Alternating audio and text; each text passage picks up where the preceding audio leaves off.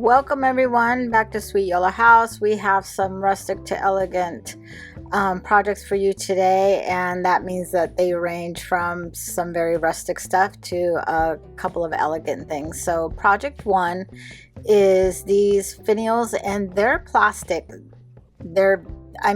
They look better on camera than they do in real life, but you can definitely tell that they're plastic. So I'm just going to start off by wiping them down.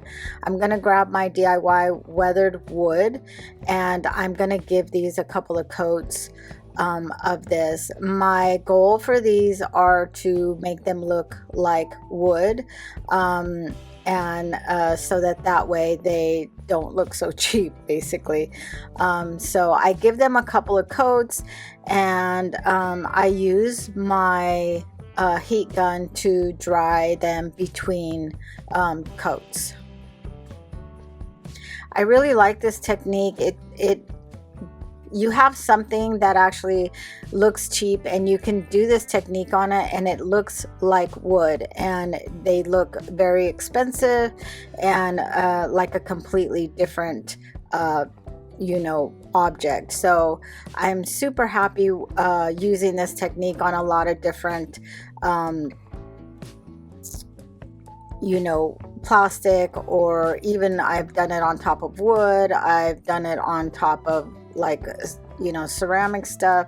So when you see me doing these projects, it's because I'm actually testing it out for myself as well, just to see if there's anything that this technique can be done on that it won't look good, at least to me. So this is my second coat, and I'm just making sure that I'm getting in between all of those little crevices in there and that everything is fully covered.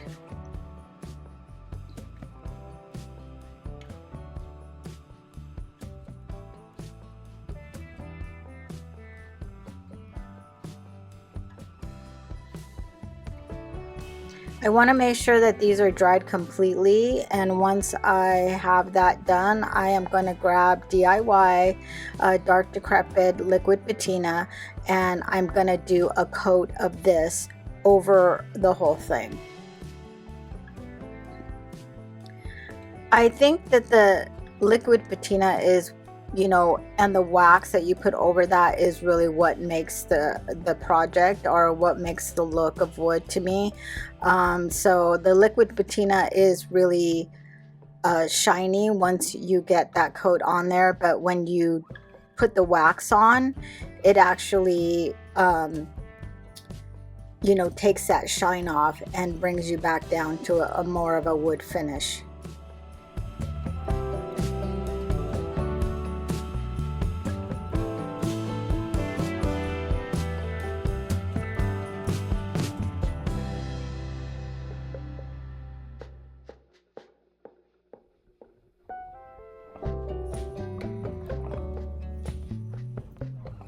I'm going to take my heat gun again and dry these and make sure they're completely dry. I don't want when I put the wax on there to interfere with that liquid patina, so I'm making sure that those are completely dry. I grab my DIY dark wax, and I am going to put a coat over each of these finials.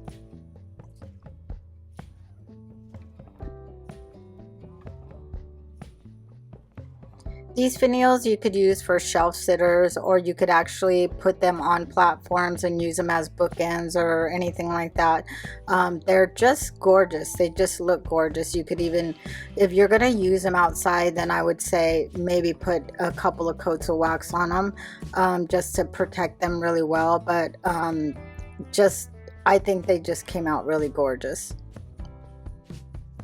So I'm making sure that I cover the whole thing with wax. I let it sit for a couple of minutes, and then I take a soft rag, and I'm just kind of buffing that wax in.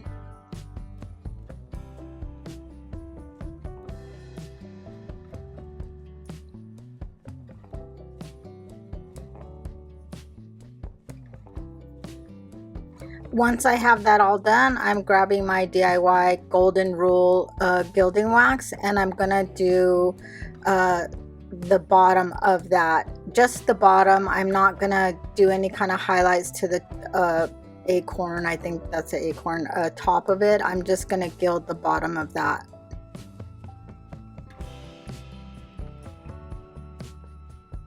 I'm kind of doing like a really heavy finish on this. I don't want a whole lot of that wood coming through.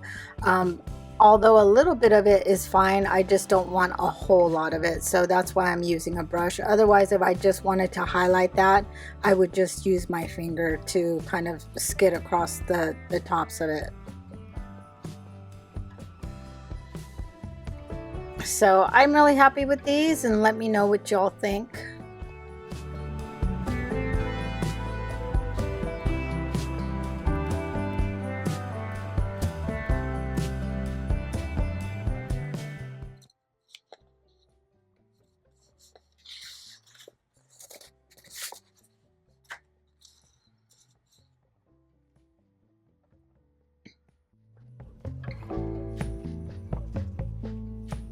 Project 2, I've had in my stash for a while. It's a plate. It actually is a frame that you would put a plate in, and so the back of it is a really deep. It's not like a regular picture frame. It's pretty deep. So I could not figure out what to do with it until now. So I grabbed my DIY pedal pusher, and I'm gonna do a couple of coats on this. The paint, I think if I would have buffed this up a little bit, it probably would have stuck better instead of being so streaky. So that's probably, my fault. But because I didn't do that, I was having to do, 3 coats, just drying those coats in between with my heat gun. For some reason, I don't know why, but blue is not really my color, but for some reason I always tend to do blue projects. So I guess maybe I like to craft blue, but I don't have a whole lot of blue in my house. So here's my second coat. And again, I'm drying with my heat gun. This is not like an actual heat gun. It's an embossing gun that you use for embossing powder, but it does the job. So I turn that over, and I'm gonna take the backs, these little levers off, and these actually hold the plate in. So I'm gonna take all of that off, and I'm gonna paint the back of that.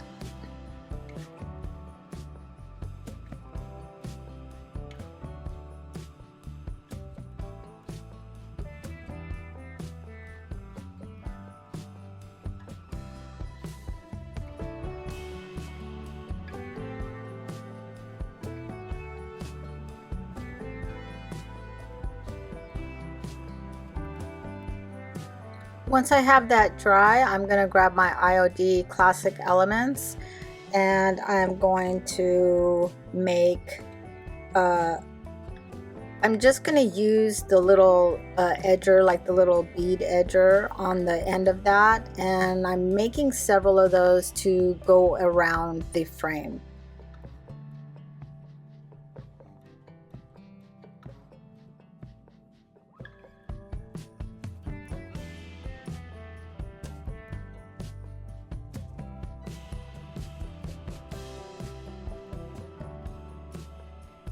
I grab this redesign with Prima, and it's called the Laurel Wreath. This is a new mold for me, and I'm just gonna do that one side. That's all I want from this particular mold, is that one side. So I'm making that, and I remove a piece of it at the end that I don't need because I don't really want it to taper down that much, and I'm just gonna set that aside.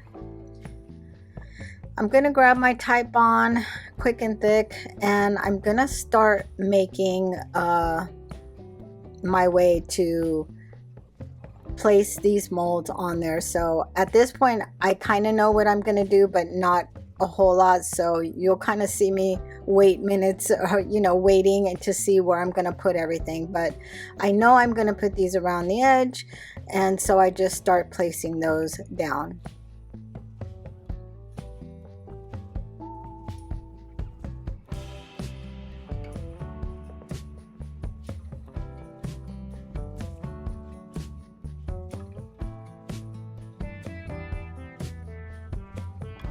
I grab the IOD mold jingle, and the only mold I'm using off of this is the bow tie. Once I got it placed on there, I was not happy with it really. I felt like it was a little too small for the project, but that was really the only thing that I had, or I thought I had at that moment, so I just went ahead and placed it there.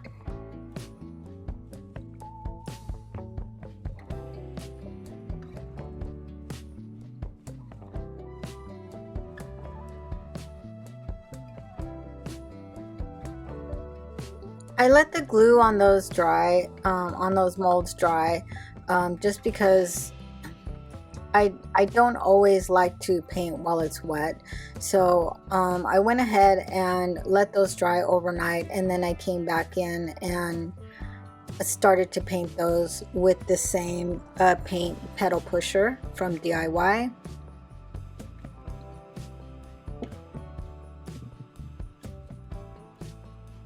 So I just make my way around, and I'm just making sure that I have all the molds completely covered.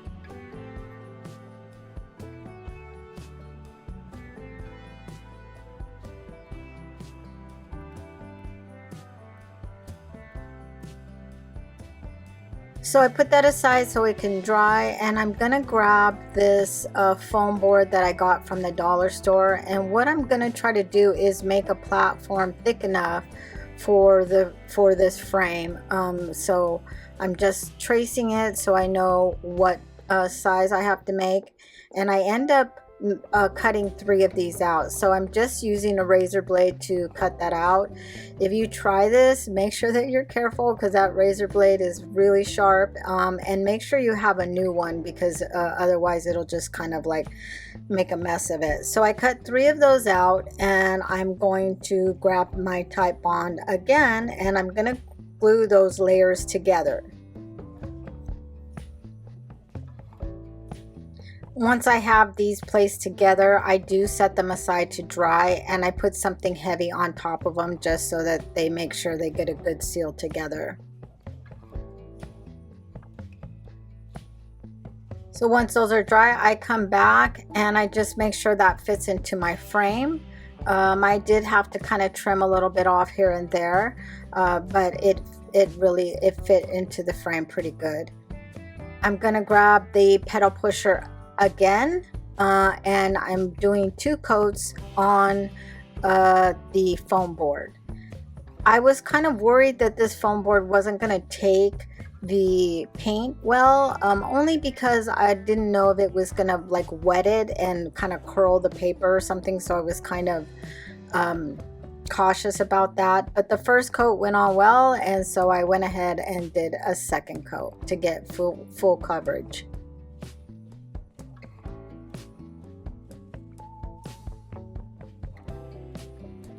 I set that aside, and I'm gonna make some molds. I grabbed the Iron Orchid Laurel mold, and I'm going to make a new bow because I realized that I had this and it had a bigger bow on it, and I like this one better. So now I have to pull this or break it off because it was glued on there really well, and place this new bow on there, which I felt really looked a whole lot better. So let me know what you think, which bow you prefer. Once that's set and glued on, I'm grabbing my casting resin, and I grab a couple of different molds. I have Design with Prima Bell Orchids and Avery, and I have IOD Birdsong mold. And I'm using elements from each of these molds to get a design that I like. So the way you do this is equal parts. Everyone, if you know that if you've watched my channel a little bit, you know I hate this stuff.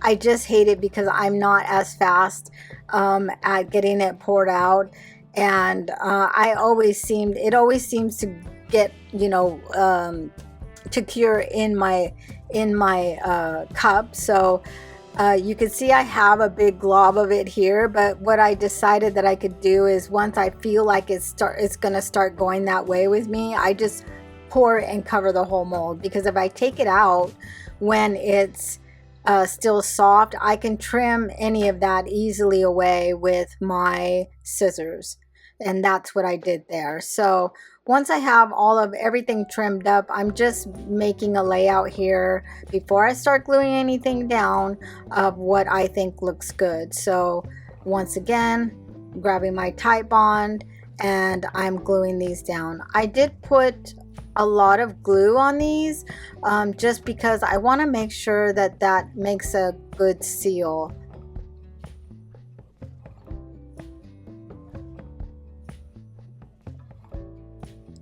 And then I just use like a little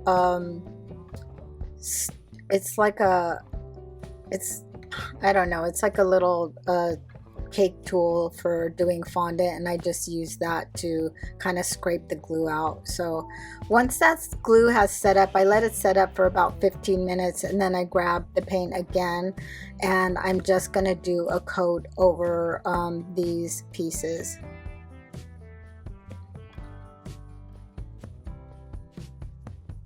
All right, so I'm going to go back to one of my original tricks, and that is a syringe with a needle, and I'm going to fill that up with my Titebond. This trick I love because for me and my projects, I don't like when there's big gaps and things. So even I use this when there's big gaps, you know, when you put it down and it didn't adhere in certain parts.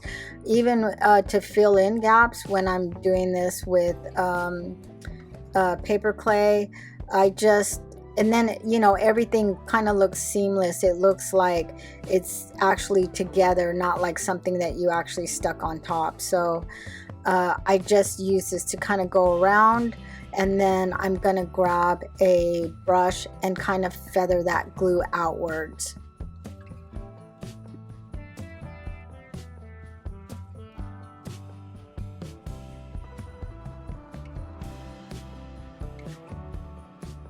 I know this looks like a hot mess, but stick with me. We're going to get there. So we're going to set that aside, and we're going to let that glue dry. And the next step I'm going to do is I'm going to go ahead and glue that into the frame.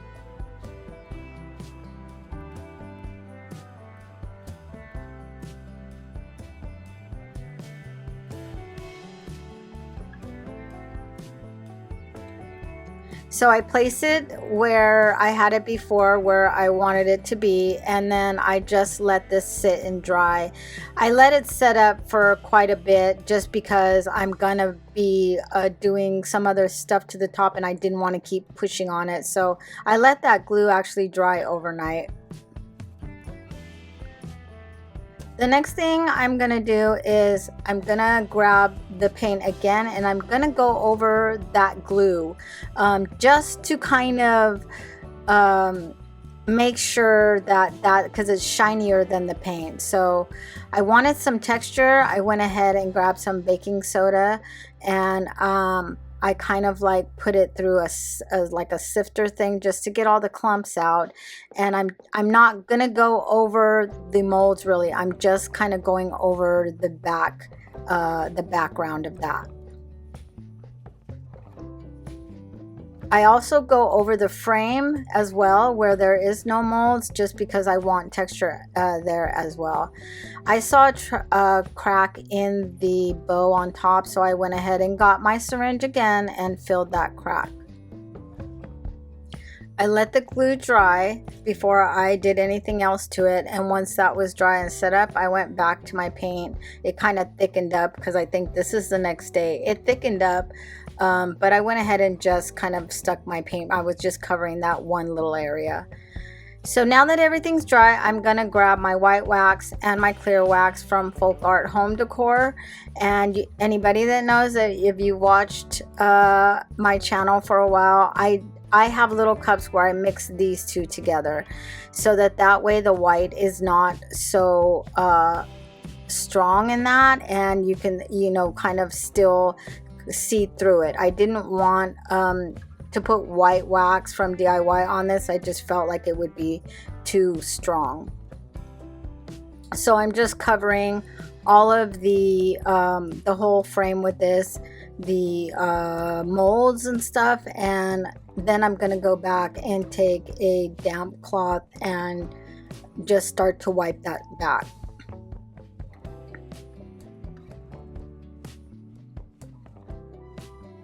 It's kind of funny because I see this, and when I see my hand stop moving, it's because one of my kids has come in, or my husband's come in to talk to me, and I'm like, what are you talking about?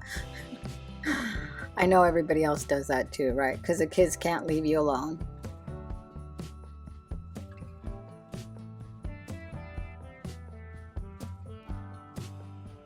So I'm just making sure that everything is good. I grab a brush to do the outside of that as well. So like I said, I just want to make sure that the whole frame is covered with the coat of this wax combination.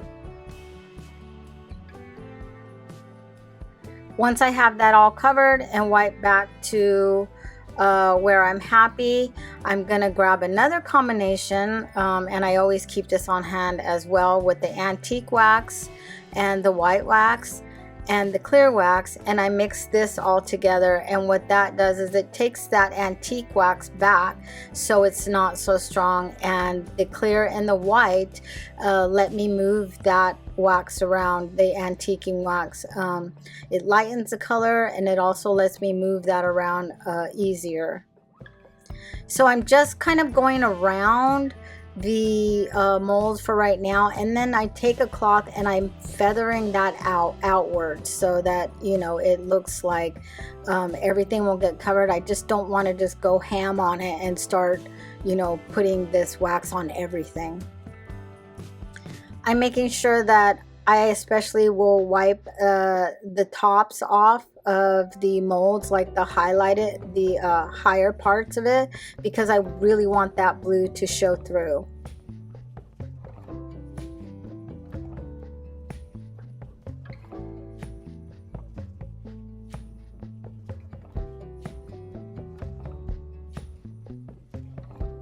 I think putting the wax, the clear and the white wax on it before, kind of also filled in some of those crevices, so that I was able to, when I put the other combination of the antiquing wax on there, it allowed me to kind of move that out when I felt like it was too strong.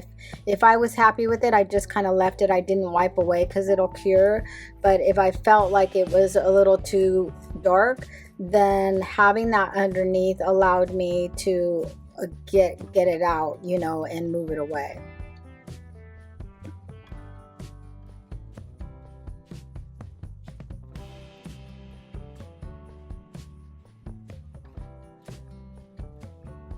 So that's how that ended. As you can see, I removed quite a bit of that darker wax with that, and I actually grabbed a little brush and went back into the clear and white wax and just kind of moved that around and kind of feathered it out a little bit more.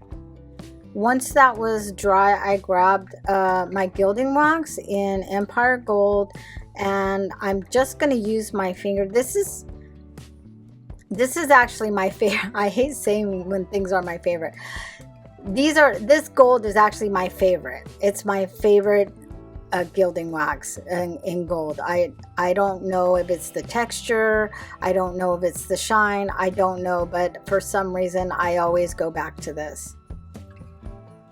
So I'm just taking my finger and I'm going around the high edges again, and just kind of going over the top of it. I'm making sure that I'm not getting into those crevices. I don't want the gold inside of those molds. I just want them you know, on the top edges of it. So I'm just kind of gliding over it. I'm not pressing or being rough with it. I'm just really a light touch and gliding over the tops of that.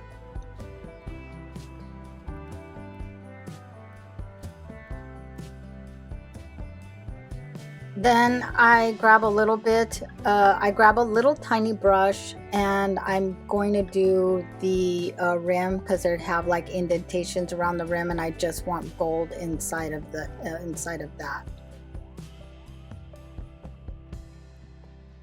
Anything that I feel like needs to be shinier, I just go back into the gold and I you know, highlight it a little bit more. So I decided that I wanted to go just around the edges, the outside edges, and I'm gilding those as well. It just makes it look like at one time maybe all of it was gold, like it was completely gold, because I'm, you know, obviously we're going for antique age style here. I love doing this kind of technique, and that's why I go back to it again and again.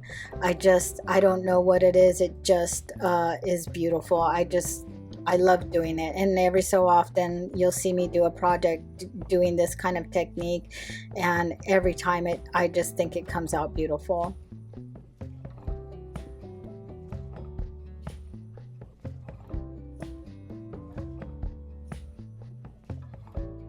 And I still say that second bow is the best. I think it just it fits better. So project 3 is a really simple project. I have this giant amber urn. I think I got it at West Elm like years ago, and I always just have it kind of sitting around my house, not doing much of anything. Sometimes it gets put in places and I forget it's there. So I'm gonna grab the new transfer book from IOD, the Collage des Fleurs. I don't know if I'm pronouncing that right, but that's what I got.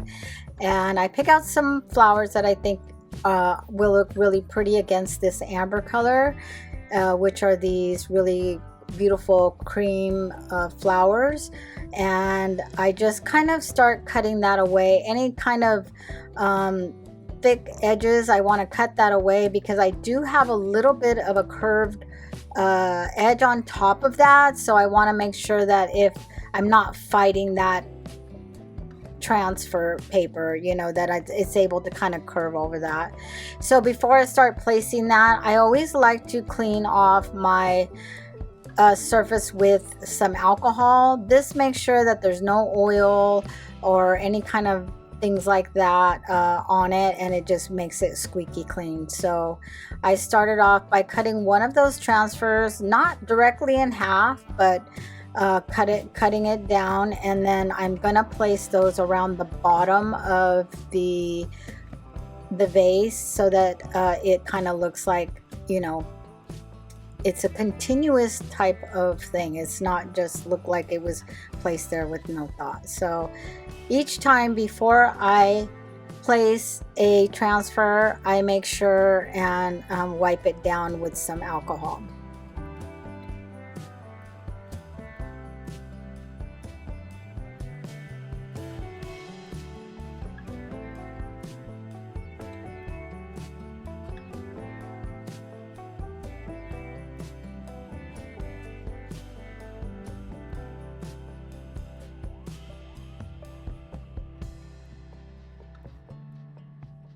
I was so happy that I actually came up with something to do with this, because I was getting to the point where I was just gonna donate it or give it away, but I knew that it was meant for something grander. So I'm really happy that it was able to be reused and made into something that was really pretty. So I just go around and I place those where I want, making sure that I'm burnishing that down really well. And I styled this 2 different ways. I styled it one with a battery operated candle in there, which it looked gorgeous with those flowers on the front.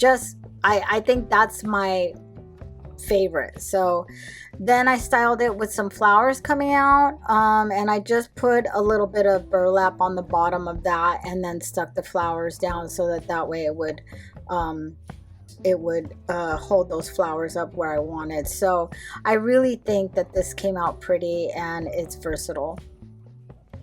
Project 4 is this little box. I'm not really sure what it's made for, or what, you know, probably just like a little cute storage box or something. So the design on the outside is really cute, but it's not really to my style. So I just decided that I was going to paint over it, and what I'm going to do first is sand it down, only because it's kind of a slick surface and I didn't want I wanted something for the paint to grab onto.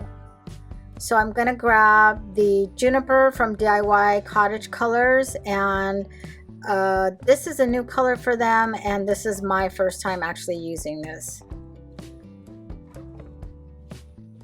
You always want to make sure that I shake mine. I don't know if that's against the rules, but it seems to really mix it well, instead of, you know, mixing it with something over and over to get it mixed up. Shaking it for me does the trick. So the first coat that I put on there, I was a little bit like, what the heck? But then I saw other creators and they said their first streak is usually pretty streaky and stuff. So I just kind of followed the process and painted the first coat on there. I want to say that I probably did about 3 coats of this and maybe touched up after that, but I think it's really just because of the texture of the wood and the color of the wood and stuff. So I just kind of held true to my belief that it was going to work out. So I used my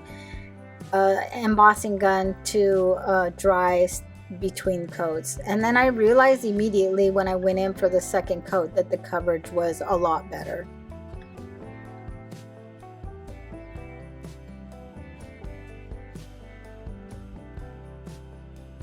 I love this color. It's a really good versatile color. I think that it's like green, but not too green, but not too minty either. So I think it will look good on a lot of different projects. So I'm going to go back in and I'm going to grab my Millets pages, IOD transfers, and this was released last year sometime, and I really like this fruit page, so I'm going to see if I can wrap this around the box and make it look pretty. So here I'm just measuring out how, you know, where I need to cut. Thankfully these have lines on them, graph lines, because I can't cut a straight line to save my life, so I always need some kind of something to follow. So I just go ahead and use the stick that comes with the transfers and transfer those onto the box.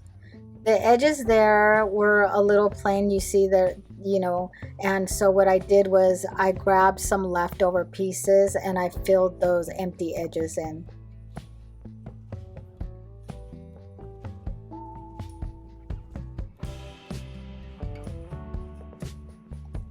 I was only able to cover the front part of the box, but I still had the little part of it where all the numbers and what the fruit or vegetable was, so I went ahead and put that on the back. I grabbed my Jolie clear wax and I'm gonna do a coat of that, and that is just to seal in the transfers since the paint is already sealed. It comes with a sealer, so I just went ahead and did a really nice thick coat on here, and then I let it sit for a little bit, and I grabbed my I think it's like a t-shirt material, no lint type of thing, and I just burnished that wax in really well.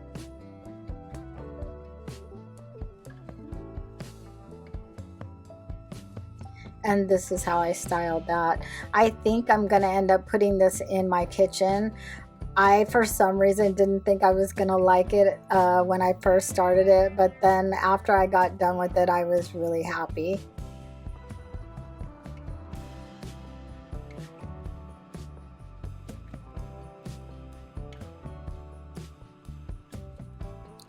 Project 5 is a pair of wood candle holders and these little pans, which I think they're for making like brioche or something. I've had these in my stash for so long, and they fit perfectly on the tops of these candlesticks. So I'm gonna start out by removing any kind of tags or labels that, you know, might get in the way, or I don't know. I thought maybe at first I was going to fill these with resin, but then I decided that the edging had enough of an edge to hold it well. So I'm grabbing my dark and decrepit liquid patina, and I'm going to do a coat over the candlesticks. The reason why I'm doing this is because I want to darken that wood up a little bit, and I want to put some dark wax on it. But these are really slick, and I didn't think that wax was going to have anything to kind of hold on to it. I felt like once I put it on, it was just going to wipe right off. So I put the dark and decrepit down so that the wax would have something to hold on to. So I did just one coat of that, and then I let that dry completely. I grabbed my dark wax from DIY, and now since I know it's gonna hold on to that, I'm going to do a coat of the dark wax in there. See, and you can see it's really holding on to that now. It's holding on to that wax. It's not just kind of coming off, and it's darkening up that wood.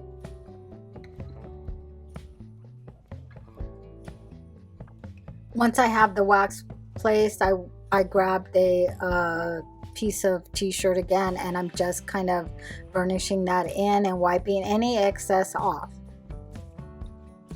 And there you go. Those look so pretty.